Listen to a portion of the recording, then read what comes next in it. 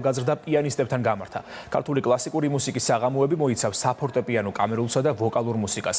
პროექტის ერთ-ერთი მთავარი მიზანი რეგიონებში ახალგაზრდა ნიჭიერ მუსიკოსებთან შეხვედრაა.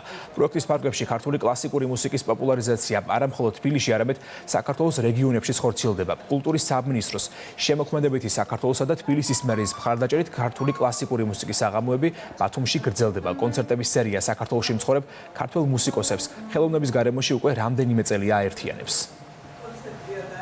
2 საათიან მასტერკლასში შეიძლება ერთი სიტყვა ან ერთი წინადადება იყოს ისეთი, რომელიც ჩემთვის აღმოჩნდეს გადამწყვეტი. ძალიან მიხარია და ჩვენ დაგეგმილი გვაქვს, რომ ამ პროექტის ფარგლებში ძალიან ბევრი გქონდეს ესეთი ახალგაზრდებთან შეხვედრა. ბედნიერები ვართ, რომ ამ პროექტის ფარგლებში ჩვენი სამუსიკო სკოლა ღებულობს მონაწილეობას. ეს არის მასტერკლასები, რომელსაც ქაბადონი თათა ჩაატარებს ჩვენი სკოლის მოსწავლეებთან. მასტერკლასი ნამდვილად საინტერესო იქნება, ძალიან სასარგებლო იქნება. ეს არა მარტო მოსწავლეებისთვის, ასევე პედაგოგებისთვის. ეს ბოლო ინფორმაცია იყო ამ დროისთვის. ქრონიკა ეთერში დაბრუნდება.